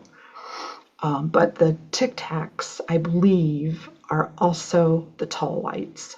But I think that's their method to go into the water, out of the water, and up. I don't think that's a craft to where they can actually shoot, which is probably why we haven't heard of any of that they're shooting at our planes or anything, because we haven't heard that. We've only heard that they've seen them, that they can move really quickly, and they go into the water and all that stuff, and they go up. So that's what I gather from my dreams. Now, regarding all of these experiences, have you ever had like backlash from the military or perhaps harassment from the government? So in my book, I put, I think the chapter is Harassing Helicopter. So it was 2020, the pandemic, I guess, was in pretty much full swing, or pretty close to full swing. I believe it was August. And I'm down at the ranch, which is not far down from our home. And I had my 2 horses at the time, and I'm out there in her pen, my Arabian mare, who was, getting on to be 31 or so, 30 at that time. And I'd had her since she was 9 years old. So I'm sitting there, and it's a nice, lovely August day, slight breeze, decently warm. There's nobody around. None of my friends at the ranch were there. Everybody was at work. And there were no cars at the house that's the guys live in, some of them who take care of the ranch. There's this house on the property, and that's part of the deal for taking care of the ranch. They get to stay in the house, him and his family, with no cars. So no cars. I'm all alone. I'm out there. Okay, this is great. I'm brushing my horse's mane and tail, brushing her coat. My gelding's leaning across the fence looking at us. I rub his face, minding my own business. And I'm facing southwest. There's a little bit of a hill here. The horse's barn, the big barn's over here. Kitty corner from us. There's a driveway here. I'm in her pen. My gelding's pen's right next to him. I'm facing this way. I'm brushing her, and all of a sudden I see this flying machine for lack of a better description, coming across the hill. This isn't a big hill, and it's right there. I don't think it's more than 75 yards away from where we were, from where our little line of barns are. Loafing sheds is what we call them. And I'm not hearing anything. I'm looking at this thing going, trying to brush my mirrors back, and going, what is that? And I'm thinking, okay, it's a police helicopter. They're checking on traffic. And I'm like, wait a minute, why is it over the hill? And it wasn't flying very high. So it was up 40 feet, maybe. It was not up, it was down. And it's coming and coming closer and closer. I'm brushing her tail, and I'm watching this out of the peripheral vision of my right eye and going, what's going on here? I'm not hearing any sound. What is this? And I'm looking around going, there's no cars, there's no bicyclists. On a normal day, there's cars here at the ranch, there's cars at the house, there's bicyclists going down the dirt road past because they love doing that. And I'm looking at this thing going, what is going on here? What is that? It's dark, just dark. And it looks like a helicopter. So I take it as a helicopter. It's flying slowly over here, and it hovers on top of the barn. I mean, almost right on top of the roof of the barn. And that's only, 25 feet up? Had it landed on the barn wouldn't have been able to take it. It's whatever. It's there, and I'm here, my horses, and I'm here, and I stop and I drop the brush, and I'm looking, and my mouth is open, like, oh my God. And it's just hanging out over the barn. Then it tips this way, then it tips that way, kind of like you would see a helicopter do. I'm not hearing any helicopter engine sounds. I'm not feeling any rush of air. And it gets worse, or gets better. So I had stopped. I'm just watching this, and I'm kind of going like this. Hey, no, this is private property. You can't be over this. And of course, I'm yelling to nobody, probably. And it comes over, and I thought it was going to land. It looked like it was going to land right in front of us in the little open area. We call it a little field that we just walk our horses through. And it was right there. It comes down, then it goes up a little, maybe 30 feet, comes down 25 feet. And I really thought it was going to land. And I'm going like this. What? I'm thinking, okay, this is a helicopter pilot that's had a heart attack. Something's going on. He needs medical help. But I'm not, I can't do that. So I go to the gate, and I'm going like this on the gate. And I'm going like this to get whoever's attention. I didn't walk out there. I didn't want to, get sucked up. And they come so close to the ground. Then they tilt the helicopter at us. And they're coming towards us, tilted. Okay, so my check boxes thing going off here in my head. This is a machine right in front of us, not more than 20 feet away, at 25 feet off the ground. Then it's lowering itself. Now it's tilting itself towards us. So I'm calling it in my head a kamikaze helicopter pilot. This is a dark helicopter, unmarked. It wasn't, I don't think it was black, but I looked for markings because I was going to call, the FAA, I was going to call Buckley, I was going to call whoever, Fort Carson. What is going on? Why do you have a crazy helicopter pilot coming over a private ranch and scaring out of a 50-year-old equestrian woman?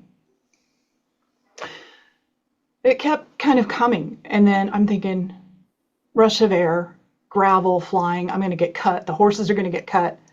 None of that. Again, no engine sound at all. None. So I'm having a heart attack, basically. My horses are backing up because they're like, what's going on? This isn't cool.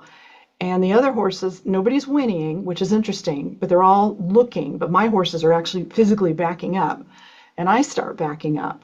And I'm still looking for marks on this thing. I'm looking for numbers. I'm looking for, rescue, Air Force, Army, whatever, Navy. I didn't care. Somebody was going to get a phone call. And then, so it got within probably 15 feet. Really, it was at the edge of the driveway. This is the driveway, this is the driveway. We're here. The helicopter's right here. So it was really close. It's still tilted. And then it magically tilted back and went up. And I kind of went, oh, okay, it's a relief, right? It's going to go away now. and it kind of hovered and went back, and it didn't go back over the barn, kind of went over here to the other field across the driveway where there's a couple of RVs parked or trailers. And then it tilted again, kind of hovered, went back over to the field that it was originally at in front of me, but further down. And so I'm going, okay, good, it's going away. And I'm go back to brushing my horse's tail, and it wasn't even maybe 20 seconds. And I look up and it's gone, just gone, not there, not flying here, not flying there. I'm not seeing it all. But yeah, that was very freaky. So I called it harassing helicopter. And I have nobody to say, yes, I saw it. We went to a Christmas party that Christmas, and I asked my neighbors. They were right down the road. My other neighbors were over here from the ranch, from our ranch.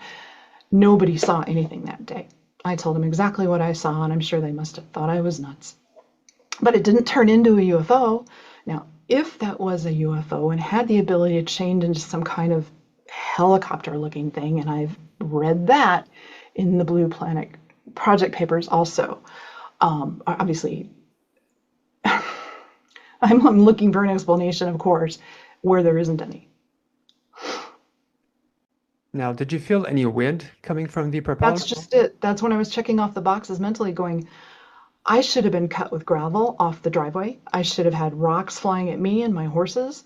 I should have felt wind, and I should have heard an engine. I know what a helicopter sounds like because they fly over this house all the time. They circle around my house. I've been out in the summer, and they know. I think they know. The covert powers that be. Looks like a screen image to me. Could be. It could be. It could be a hologram they're producing. All these drones could be a hologram they're producing. I don't know. And that's really sad that we can't trust our own system of government to protect us. And what's worse is, I think back what Stephen Greer has said in the past, that there could be a false flag alien invasion. And he said it wouldn't take much to start it. I do remember him saying that in one of his speeches on something that I saw some time ago. But yeah, scared me. Scared me to my core. I'm terrified of helicopters now. I hear them and I'm just like ducking under the table and on the couch. Have you ever, during one of your experiences, ever seen a human type of military, Earth military? No. That's what's interesting. So I hear all these other conversations. I mean, I keep my ear to the wall and I listen. I watch the podcast and people say, yeah, you know, I was on a table and I was in this room and there was a military person there. No. But the first time I met the little hybrid girl at about 6 years old, my guess, and I thought this was a dream. And I honestly don't know if it was a dream or if it actually happened, but this was the first time I met her. We were going over the Peterson Air Force Base gate, main gate, and I know it because we lived there, so I knew that well. It's now Peterson Space Force Base. But we were floating over it, and she was in front of me in a tattered white-looking dress that had not been washed or had been used forever. And she was blue-gray, more blue to her than gray, more tinted blue. And I was only seeing pretty much the back of her. And she's kind of skipping along in front of me. And I'm walking in, I have socks on. She has no footwear at all. So we're floating over the Peterson Gate. Then we're walking down the main road. And there's buildings here. Now, NORAD is here now. At the time we lived at Peterson, I don't think NORAD was there yet. But there were buildings, and my husband actually worked in one of those buildings. I think there were 3 of them, and they're about seven stories, I think. Glass, windows, sidewalks, military guys, of course, going back and forth, parking lot, all that. But this is nighttime. It's getting really, really dark, and there's nobody around, which is awfully strange on a military base. No cars going back and forth. So we're just going along. She's skipping, and I'm walking, and she takes me, or I see something that looks familiar, and I go over, and there's military guys there, and they're all just standing there. They've got their AR-15s, they got their weapons, and they're just standing there with a blank look on their face. And there's about 8 of them. They're kind of standing shoulder to shoulder, and they're in front of that building on the sidewalk. I'm going, hi. I'm walking up going, hi. Hey, hi.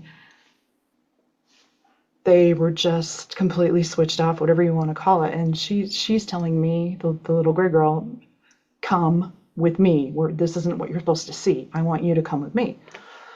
So I have to go follow her, and we end up in a little area, and I know the area well because the men's military clothing store was right there, and bank was right there, and there were a couple other places, but it was a square area, cement. We had little benches. I think there were four of them down to the ground, low, so you could walk around, sit. I think the BX was over there too at the time. Anyway, we went there, and she sat down on this bench. This was the first time I could get a look at her. And I sat down next to her because she kind of patted the bench, and I would come over. I sat by her, and she was tucking her hands in her lap, really like trying to be ladylike, and kind of tucking her legs, trying to be ladylike. And I'm just going, what are you? Why did you bring me here? What is this? Big questions.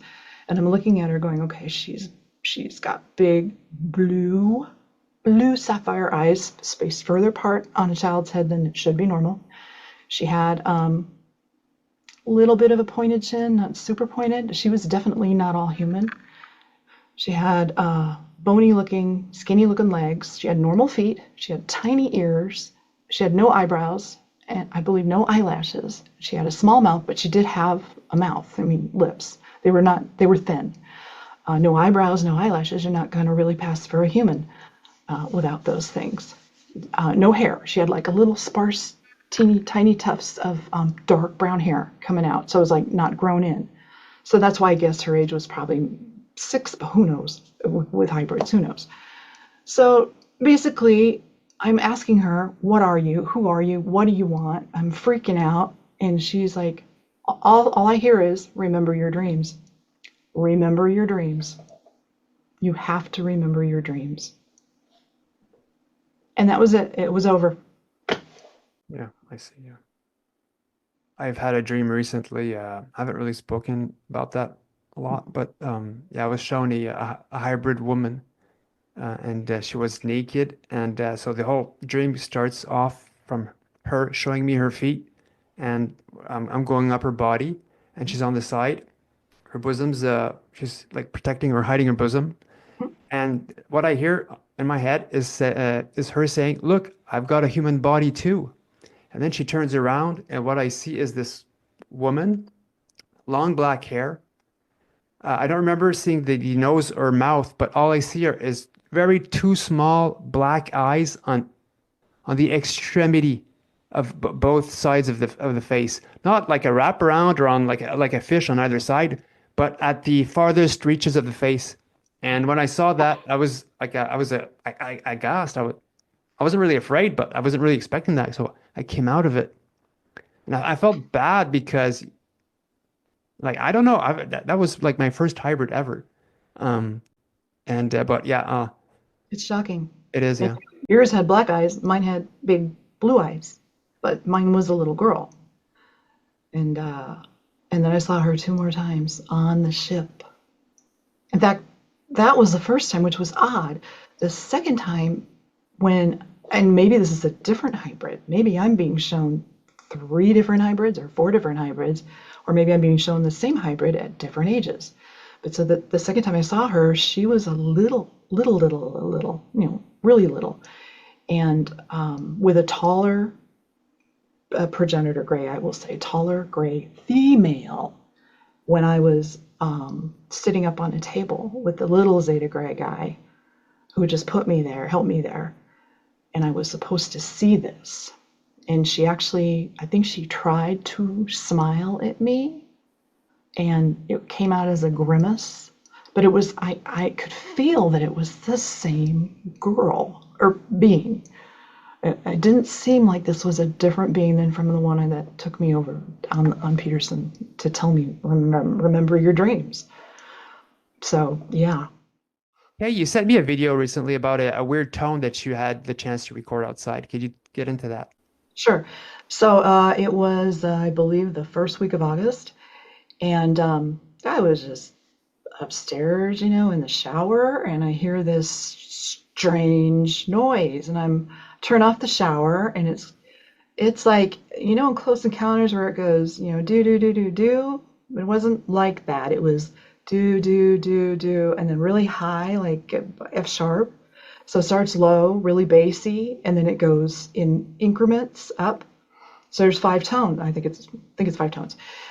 And I'm getting out of the shower, I'm drying off, and I'm going into the bedroom, and I'm still hearing it. And I'm like, oh my God, God, oh my God. And I almost got down on my knees and prayed because it freaked me out. It sounded like it was right above the house. So I'm thinking, okay, there's a UFO over the house, and it's over the whole neighborhood, and it's going to take all of us. That's what I'm thinking. No joke. And I get dressed, and I thought, I better get some coffee and just kind of think about this because it stopped. I thought, okay, it's over with, fine. So I go downstairs, I make my coffee, and I'm doing on my phone, doing whatever. And then I hear it again. It was about 6, 7 minutes, well, I'll say 7 minutes later, I hear it again. And so I open up the back door, go out there with my phone, and I'm looking up, up, up, up, up, and all around me hearing this. And I walk over to the side of the yard, I walk over the other side of the yard, I walk in the back, and I am just perplexed that I'm hearing this. And I finally kind of used my phone to record, but I wasn't getting it at the beginning, so I messed up. And so I sat on the deck for a while because it stopped about, again. And then it started again in another about 7 minutes. And I'm sitting there going, okay, this is a repeating sound. This sounds really eerie. It's not trumpets. People say, hey, they're hearing trumpets all over the world, that kind of thing. Or eerie wind noise. This is tones. This was, starting low, do, and then do, do, do, do. Not my singing voice, sorry. So I sat there, and then I got a recording of it, which I gave to Mr. Gray here, and that's the best one I have. But you have to turn up the volume if you're going to hear it. I have it on my YouTube channel, but if he can put the link out for you on his, then you can actually listen to it. Make sure you turn up the volume to hear it. I was flipping. I mean, I really thought this was the end of the world for a couple of minutes there. And so I panicked, and I called Linda Moulton Howe, and I had her on the phone, and she goes, well, what are you hearing? What are you hearing? And I tried to hold the phone so she could hear it. She goes, I haven't heard anything like that since the 1970s. And I'm going, what do you think that is? She goes, well, what do you think it is? And I'm like, I don't know. I go, I'm looking all over the sky for a UFO or for angels falling from the sky or something, and to explain it. And I hung up with her and made sure I had the good recording. And of course I called my husband because I was freaking out, and it ended again. So it does its thing, and then it ends, and then it starts again in 7 minutes. So I'm calling my husband on the phone at his place of work and saying, I need you to come home. This is scaring the crud out of me. Of course, I used a different word. And so he's definitely coming home because I made him hear it on the phone. And then I'm out there, and I'm just looking and going, okay, I've got to think about this. I'll go to the neighbor and see if they're hearing it. And if not, I'm crazy. So I made my way over to my neighbor's house, and she came out, and I said, and it started again, the tone, 5 tones, that started again. I said, do you hear that? And I'm panic stricken. She's looking at me going, oh, I thought it was the TV. I told my girls to turn it down. And I said, no, it's been going on since I got out of the shower at like 7:30 in the morning. And I go, and it keeps stopping, and it keeps repeating. And I go, do you guys have a new alarm at the elementary school? Is this a bomb warning? What is this? And I explained to her that I was writing my book, Into the Greys Abyss, and that it would be out soon, probably September, October-ish. And then I told her about everything that not everything, but briefly what's happened with me and my experiences, and this really was shocking to me. And then I let her go. I thought, well, I'll go home, and it stopped again. So I went home, and I sat back out on the deck with a glass of tea, and I was waiting for it to start. And it did. It started in another 7 minutes, and it's that same thing. Do, do, do, do, do, really high. So it was just eerie, and it continued to happen even after my husband came home for probably, oh my God, until noon at least. So no idea what that was. And in my heart, I'm thinking now, maybe that was the way the pattern was, it was so set it either was a UFO or it was something somebody was doing. For what purpose, I have no idea. I've never heard of anything like that before. I mean, I don't think they're going to change the emergency warning systems on us, but maybe that's exactly what that was.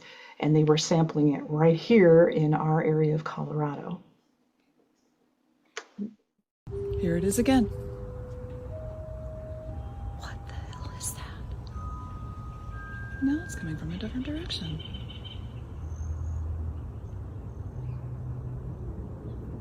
Every 7 to 8 minutes.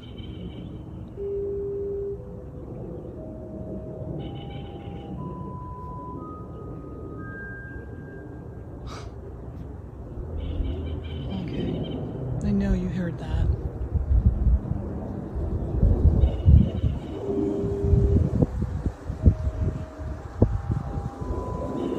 Last time it was coming from over there.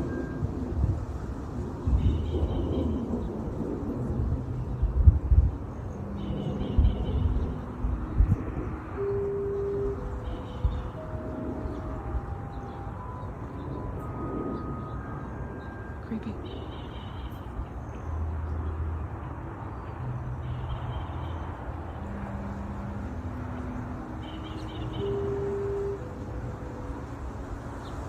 Let's talk about your book.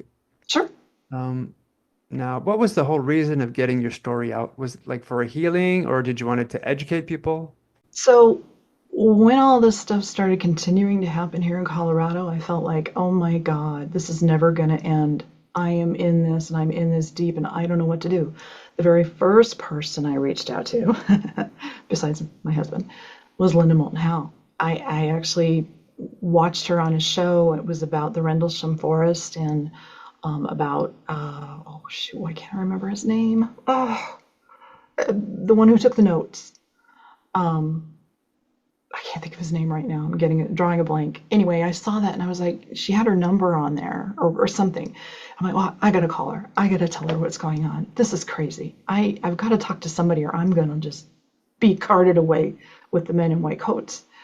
So I called her and I got her, which was amazing. And I told her who I was. I said, I am experiencing this and that and that. And she wrote everything down and we talked and talked. And to this day, we still contact and talk and everything. But it's just been, she was the only one I think that I could open up to and trust. And I wrote her letters and I sent her pictures and we've had a lot of good communication. And when I tell her how I'm feeling about this, that this isn't a, like I said, this isn't a kumbaya experience for me with these beings, she understands and she says, I'm hearing a lot of that these days. And I thought, oh my God, this is really happening to other people. And so the book was really, it became an imperative for me to keep writing and writing and writing. And I probably made it too long. I should have probably cut it off at some point and then said, I'll put this in the next book and whatever. But it's like 378 pages. And it's got the illustrations in it from the dreams. It's got the Mantis being, it's got Rex, the tall gray, the best drawing that I could do that I sent to my publisher. They helped me get an illustrator to do it. That is the best I could do. And it's got the marks on my body, a couple of them, like the triangle and the scoop marks over here. So it's everything that's happened up until a certain point. And then the second book, of course, starts with the hybrid baby that happened last year. I think it was December of 2023 when that occurred. But yeah, it was imperative to write it. It really was. When I first started writing it, I just tried to line everything up as best I could. I kind of had my sister help me with it because I'd never written a book before. And when you do this, you're not going, oh, I'm going to make millions of dollars on a book. That's not your thinking. You're thinking, I've got to do this because it's got to come out. And here's another part that happened. So in, what's that, 2024, 23, 22, there was a point where I didn't know if I should continue or if I should stop because I had an encounter where I was taken above again, and it was the tall gray ship, and the small Zeta Grey took me to this room that was black, but had this little center area in this room, there was a little bit of a light, like almost like you would see like a really tiny candle flame, just showing a teeny little bit of what this was. So it basically didn't go in the door with me. I had to go over to this area in this room in the craft. And I'm looking at it and I can't see really well, but I know that it's a table. And then all of a sudden, the light gets a little brighter and I can see, and it's not a candle, it's just whatever the light source is. And I can see a sheaf of paper. I can see a quill, and I can see a jar, a rock jar, mason jar, whatever you want to call that, old, sitting on this desk. And the desk was like a little 1970s elementary school, the kind that I went to, desk with the wood flips up, the top flips up, and you have that little hard wood seat, but it's still, the table's metal. So it was like that, but the table didn't have a top that flipped up, but it had that size to it and that feel to it. The chair that I was to sit on wasn't wood, it was metal. It was like a bar stool almost. The light gets brighter, and the tall gray comes out of the shadow of the corner of the room and tells me in K, sit. So I'm sitting, and I'm trying to figure out what is this about? And then I'm looking at the items on the table. Sheaf of paper. This is not paper like we use. This was old writing parchment vellum paper from way back when, ancient times. A rock-made looking jar that I look into, and I see some sort of fluid in there. And I'm thinking, oh God, that's blood. It's something dark. I don't want to touch it. And then I see the feather quill. And I'm looking at this, and then I went, oh, I'm looking directly at him because I don't like looking at him because of those eyes. He doesn't have the wraparound eyes, but they're dark and they're menacing and they're soulless is the best way to put it. So I don't like looking at those eyes. They could just cut right through you into your very soul. But I was mad. I'm sure I turned red, and I was mad, and I stood up, and I'm like, I said some bad things. I'm sure I said some bad things, like, you son of a blah, blah, blah, blah. Because I realized what this meant. And then he goes, now write your book, into my head. So I didn't know what to do. For a couple of days after that, I thought, when walking around the house, I'm like, okay, do I continue the book? Do I stop? Am I afraid to not write it? Am I afraid to stop? And inside, I told myself, I got to do it. I just got to do it. People got to know what's going on. If there are different gray factions and these people get taken and they don't know what's going on with them, I want them to know, I'm here. This has happened to me. Reach out to me. I will be happy to talk to you through email, on the phone, whatever I can do, because this isn't fun. What has happened to me has been terrifying. It has at times messed up my marriage, and I have a good marriage with a husband who has loved me since high school, pretty much. So we're going to be on 40 years, and we're going to be buying horse property soon, I hope, and getting out of here. And I'm hoping that the contact stops. I don't want it.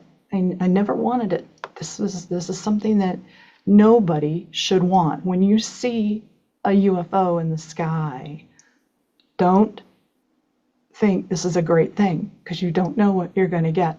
It's like a box of chocolates, in Forrest Gump. You don't know what you're going to get. My advice is look the other way, go into the house. Now, the first time I saw the ships, well, there's been a few times, but that was in Brighton, Colorado, in my own backyard when I was cleaning horse tack for a manager at a ranch.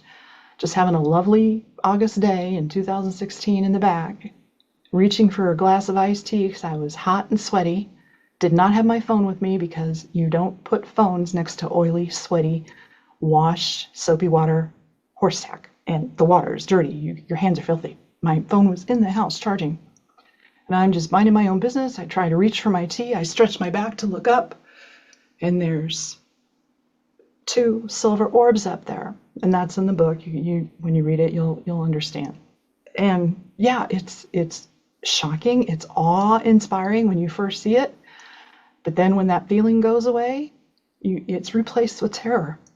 And I was terrified. I was so terrified I tried to run into the house, and I tripped over the Chase Lounge chair and barely made it in the door. And then I hid on the couch and cried for hours before everybody got home that day.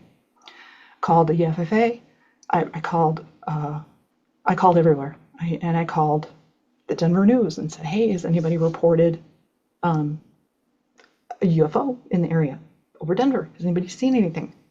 And I got chuckling on the other end of the line. So and now, these days, maybe we can do that and we won't get the chuckling on the end of the line, from somebody going, you're crazy. That's funny. Because I think people are taking it more seriously now. And they should. They really should. Well, okay, let's call it a day. You got it. Do you have like a final story that you might want to get out, or a closing statement? Closing statement would be, just like I said, watch yourself. Pay attention to the marks on your body. Pay attention to what you think might be a dream and isn't a dream. And if you have them a lot, like in my book, I say contact has been made.